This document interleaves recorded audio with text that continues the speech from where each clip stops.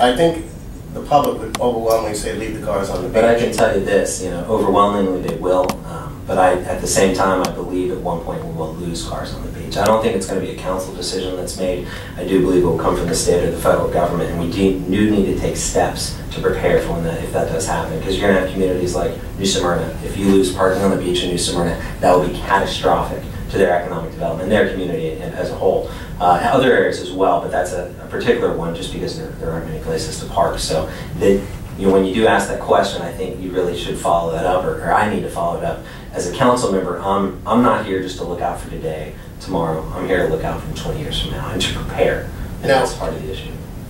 Not quite as old as when you were planting trees as a kid, but I believe in the late 90s, I can't remember the exact year, either 98 or 99 or even 2000, the county council did vote to take cars off the beach behind Ocean Walk.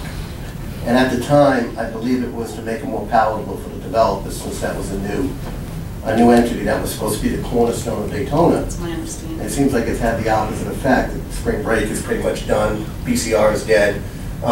You don't have as much cars on the beach parked, so you have more of a concentration.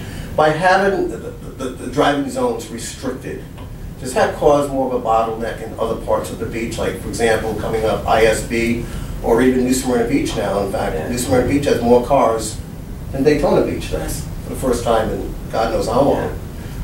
What about the idea of taking those cars off the beach behind Ocean Walk? Should that go back to the way it was? Well, it's difficult because a lot of the planning and the negotiations were done on them taking it off. I mean, your other areas where right now where you have driving on the beach, you're looking at 8,000 parking spots. I mean, that's the reality of it.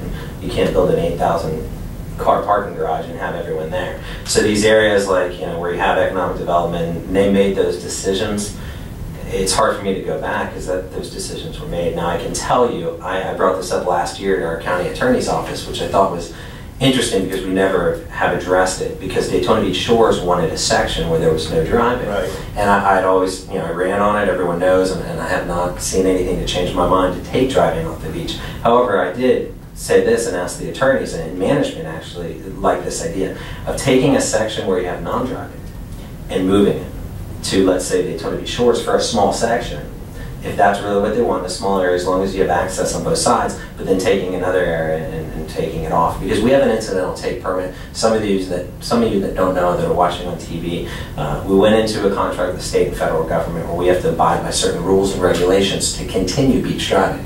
This is because 11 says turtles and the turtle eater, right. But it's also birds. I mean, this is the environment as a whole. I inherited this. This is something I have to live within this means. But I've taken it creatively. I'm trying to figure out a way that we can make some residents happy and move this section. And if it's, if there's an area that a hotel wants to go in, or a large development or economic development, and everyone's concerned about this right now, I don't want to take off anymore. I'm committed to not doing that. Our county charter says we... Is it the residents, or is it the big developers that want to tear down some of the older structures and put up newer, more nicer ones, and then have a private beach? Well, it's private as far as driving is concerned, and anyone can. No one is ever going to be able to stop having feet on the beach. I mean, there would be a lot of lawsuits, and I don't see that happening. But as far as vehicles, I think it's developers, because they want to have people come in, drive here, fly here, stay here. They can go on their beach and not be opposite of cars. What exactly are you asking me? In terms of the movement to try to get cars off the beach in other sections, where, like in the shores, is it residents that want a private beach, or are developers looking to tear down the older structures and market, hey, come to here, come to our community where you can walk on the beach and not have to worry about cars? And it's my understanding the statistics show that the residents do want the cars on the beach, but it's the people who come here that don't really care or actually don't want them. Because they leave anyway. So it would be the developers who are more likely to ask for a no traffic zone. I also would have a problem with the checkerboard pattern that would just increase the density in the areas that did have cars, and I think that would also increase the likelihood of an accident. So there needs to be management of those smaller areas being developed. That would be a danger to me. Let me turn to you now, Nancy, because a lot of my FaceTime has been directed to Mr. Wagner and a couple of questions.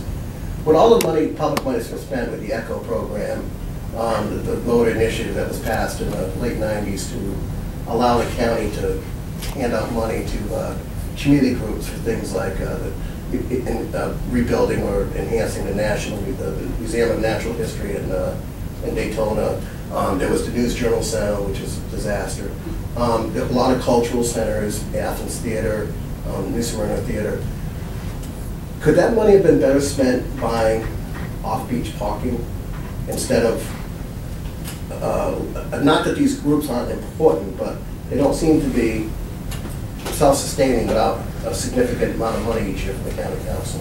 Well, actually, I don't think that that's necessarily true. I think a lot of them are self-sustaining after they get the initial grant. I know, for instance, Lillian Place is totally run by volunteers. So yes, they did get the initial assistance in order to purchase it, but then after that, it has been run by volunteers. But Josh, doesn't the county have to appropriate like $780, $800, $900 million a year to giving these groups money? At all. I mean, the biggest one actually that you have to look at, it's not necessarily the ones we do in partnership with cities and some of these right. nonprofits. It's some of the trails programs, some of the things we do. There's maintenance involved.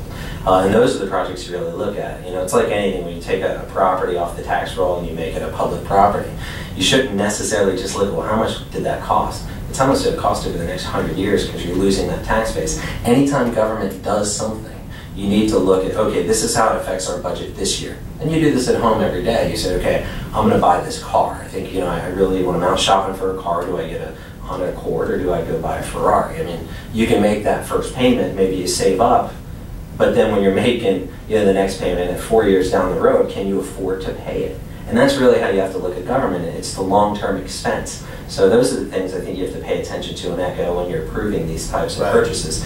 It's not necessarily just the purchase price. It's, well, how's this going to affect us for the next 20 years? And how long is this supposed to sustain itself before you say enough's enough? I mean, they're running out of projects to even fund anymore. Well, that was my concern when it came down to it. I did believe in the process. I like it, actually. I have a few, you know, obviously I had some different ideas on how we should use the funds for off-beach parking. Has it reached its peak?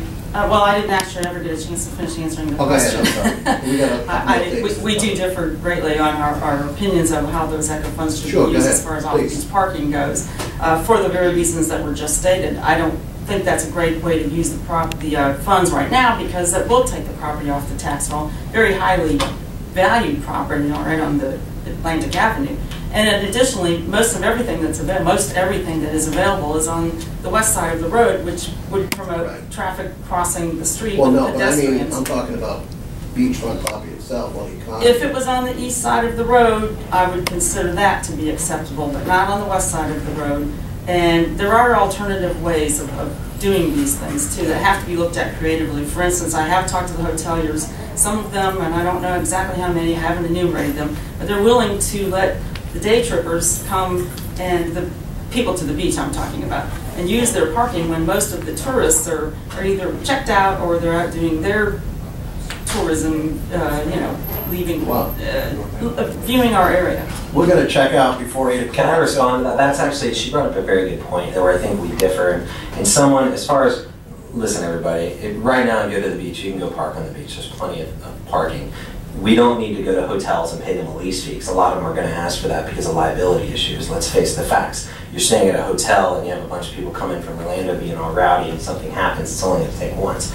I'm not focused on correcting a problem. The problem right now, in my opinion, does not exist. The problem exists in years from now. We're running out of beachfront property. If we don't acquire property, then we're never going to have it. If we do lose beach driving, then we have a serious problem. The problem does exist right now. I mean, the beach patrol, there are people that still sunbathe in between cars. We see it every day. Where's the enforcement? I mean, that's why a lot of that's not a buying property issue. That's more of an enforcement issue. But in terms of parking's a premium. I mean, you have people that think that that's their territory. My car's here, I'm still going by the side of it. I'm not saying ECHO has been buying beachfront property for the last 10 years. We've been acquiring it, and I think it's a good thing. We've been partnering with cities. It's a good thing. But a mass purchase of property, and in my opinion, and she's actually right, Ms. Epps is right, I don't want to take properties off the tax roll. That's where I came up with the concept of buying some lots in some of the out New Smyrna, which we did, a couple other areas, but the focus being on the ECHO zone and having the parking garage. Because when you buy a spot, and this is pretty shocking, when you buy a parking spot on the beach, it's $25,000. That's basically what you're paying. That is a ridiculous amount of money. Well, now, that being said, if you run out of beach driving and it no longer exists, it may be the best money ever spent. But you can build a parking garage at $8,000 and get revenue. And at the same time, you don't have to worry about echo anymore because you're not taking it from the arts and the heritage and the outdoor programs. So and as far as buying property on the west side, any businessman that would just, if I run a business, if I ran my business like this and said, okay, I'm only going to focus on this one area, I'm not going to buy the cheap areas, that's fine. Please. I'll wrap up at the end. Yeah, I want to talk about a couple of issues now that are a little tougher, not likely to be discussed much in public, and that is whether to go with the sheriff's office as opposed to the beach patrol in the wake of a scandal where there were beach patrol officers having sex or sexual interaction with underage girls, lifeguards. What about the idea? Sheriff Johnson said he'd be ready to take over that duty. I've also talked to the police chiefs of some of the beachfront cities, and most of them are willing to discuss it also. And I would ask for proposals, certainly not just make a blanket decision off the top of it. Has the time come for it?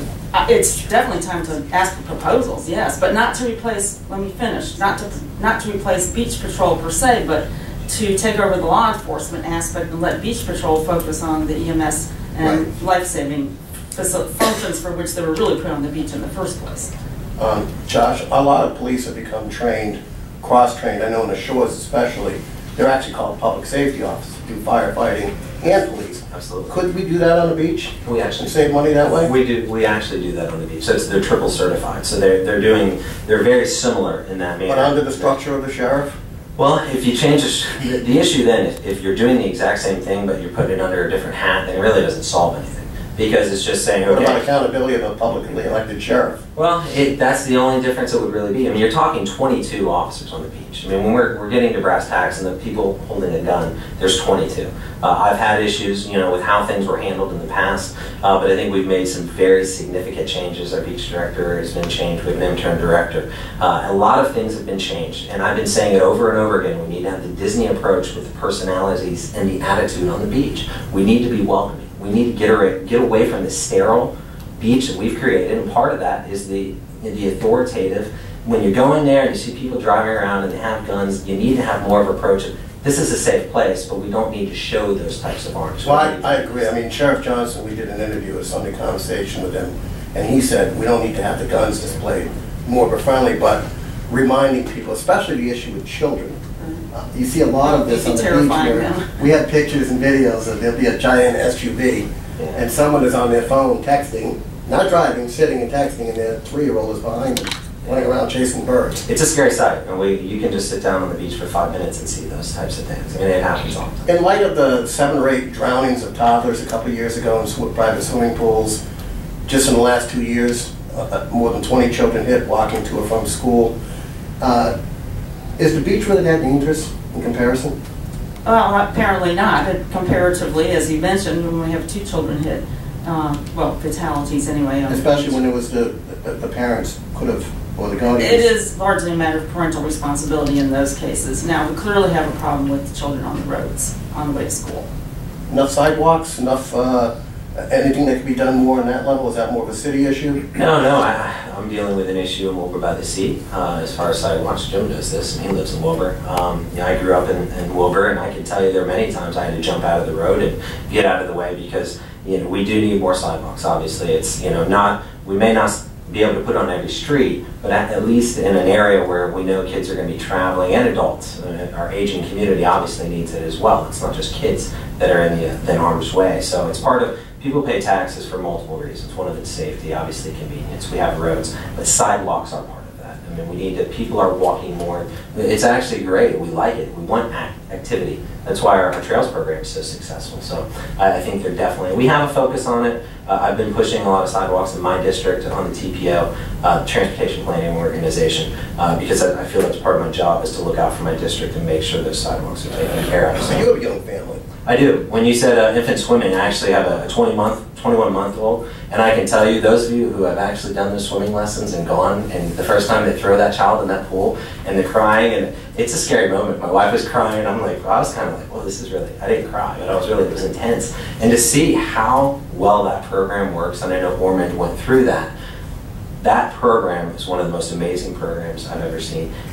It's the #1 cause of death. to up to 5-year-olds in the state of Florida is drowning. We need to make sure those programs are taken care of, are supported, and we have to make sure kids are able to swim. Well, before we get to the final topic of the evening, which will be the budget, I'd like and spending, I'd like to address two issues that I think are paramount in this election season, especially since Mr. Wagner is the incumbent, and the two things I'm bringing up are on his watch. And he and I have talked about this in the past, so it should come as no surprise. And that is the advertising authority scandal with Southeast Volusia, with the director and the financing, and the second being the American Music Festival fiasco. Nancy, do you point any criticism directly at the incumbent in either of those, or do you think that that's a more of a larger issue in terms of public accountability? Well, I think the Southeast Volusia Advertising Authority was really more, it was an educational thing for all of us who may be in the role of vetting these candidates for these boards. They need to be studied thoroughly, and you need to have more oversight.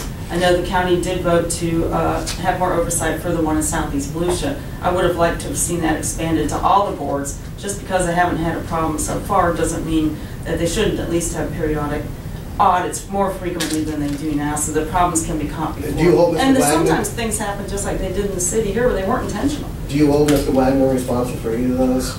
No, I don't hold him responsible for either one of them. I question his relationship with the We'll get to that promoter.